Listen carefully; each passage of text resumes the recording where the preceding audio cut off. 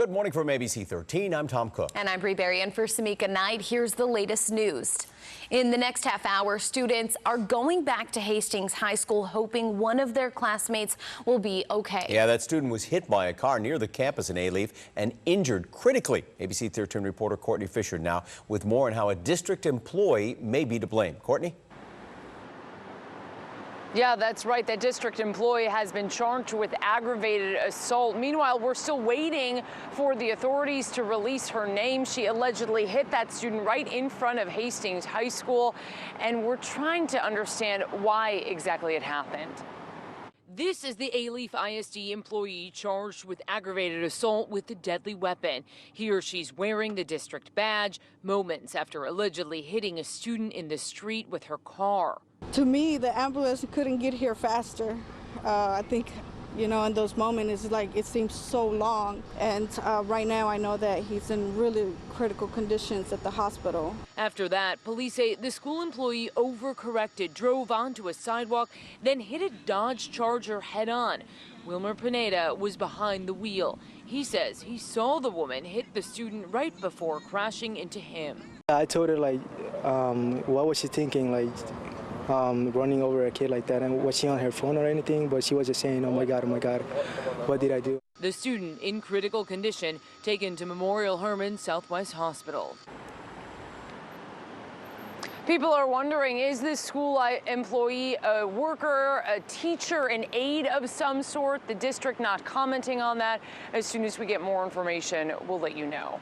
For now, reporting from Southwest Houston, Courtney Fisher, ABC 13 Eyewitness News. Thanks, Courtney. Now to that Houston mother still missing a year later, and now we have learned investigators think she may have been dismembered with a chainsaw. ABC 13 reporter Catherine Marchand went through court documents overnight, and Catherine, the details are disturbing. Yeah, that's right. Detectives say they know what this suspect did. He came to the Home Depot behind me. He bought trash bags and a chainsaw, and he used them to dispose of that young mother's body. Now they just have to find him. Now, Maria Jimenez Rodriguez, that is his girlfriend. She went missing more than a year ago, and she dropped off her daughter at a babysitter's and never showed up to work. In court documents, a detective writes, since June 21st, 2018, I have not found any evidence she is alive. I have not learned of anyone who has been in contact with her. Her employer has never heard from her, and there is no evidence of her conducting any financial transactions in either person or online since then. I can say that it appears she has dropped off the face of the earth. Her boyfriend, Eric Arsenault, told police he hadn't seen her since the day before she went missing, but phone records show their cell phones together throughout the day of her disappearance, even when he went into the Home Depot to purchase that chainsaw. And co-workers received strange texts from her phone that made them believe she was not the one sending them. Investigators concluded that Arsenault, quote, murdered Maria, attempted to establish an alibi by sending text messages from her phone, and then disposed of her body, which has yet to be found. Arsenault is charged with murder, but again, authorities do not know where he is. If you have any information or you see him, call Houston Police or Northwest Houston. Catherine Marchand, ABC 13 Eyewitness News. This morning, we will be confirming more details about a deadly shooting in Pasadena. A group of people got into an argument about at 7 o'clock last night on Alastair Street. Someone started shooting and killed one person. We'll update you both on the air and on our app as soon as we get some more details. A warning and some very good advice for anyone who uses the ATM. The Harris County Sheriff's Office says a skimming device was found outside of a Walmart. Yep, the device found on an ATM at the Wood Forest Bank at that Walmart at Highway 6 in West Park. We still haven't been told how many customers may have used the ATM, but here are some things to look out for if you do use an ATM or the gas pump. Look for any broken, chipped pieces of the machine or any damage near the card reader, and look for any exposed wires, and then make sure you check to see the seal around the ATM or the gas pump has been manipulated. You'll find more tips right now at abc13.com and at our mobile app.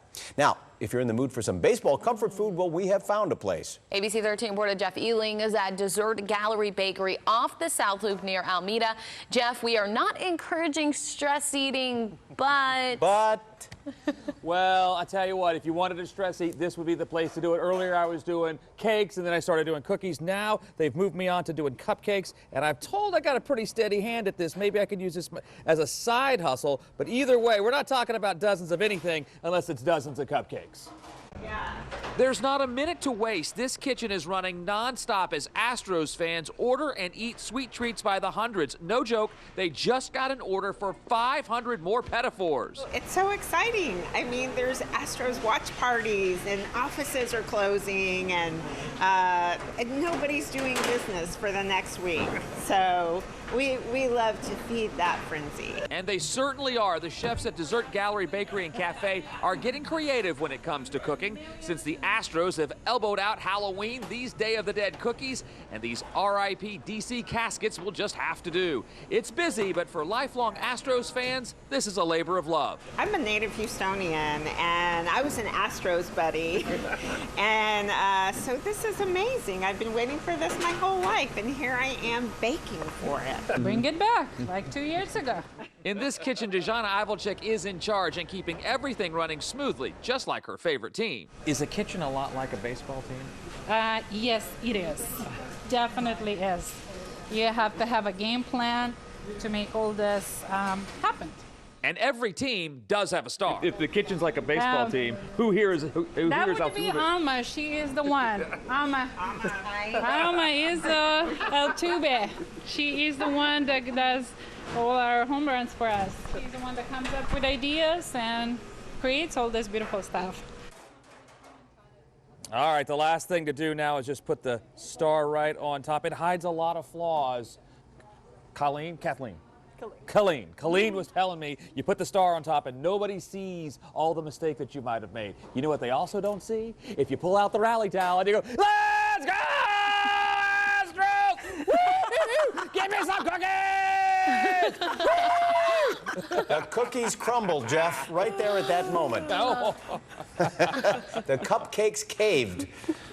All right. Good morning to you, Jeff. Thank you very much. And here's Alita Lareska checking your forecast. All right, we've gotten some rain headed our way, but not arriving until later on tonight. We're talking after midnight in many locations, especially in our northwest counties. So for much of today, mostly dry. The humidity will be increasing. Temperature readings also increasing. The onshore winds will be higher today. And with that, the potential for some coastal flooding, minor coastal flooding, as those waters overlap some of the roadways there. Strong rip currents also a possibility. So here's our system right now over Oklahoma. Leading edge of that is where we're seeing the heaviest of the rain. Tail end of this front will swing through the Houston area as we get late tonight into tomorrow. By 6 a.m. tomorrow, much of this front will be offshore, but it is going to bring the potential for some excessive rain. High rainfall totals right now, we're looking in the 1 to 3 inch range, and looking at locations that may encounter some of this higher rainfall total. Some of our northwest counties, including here in Houston, could be dealing with 1 to 2 inch rainfall rates, and out toward the Lake Charles area for rainfall totals anywhere between 3 to 4 inches or maybe even higher.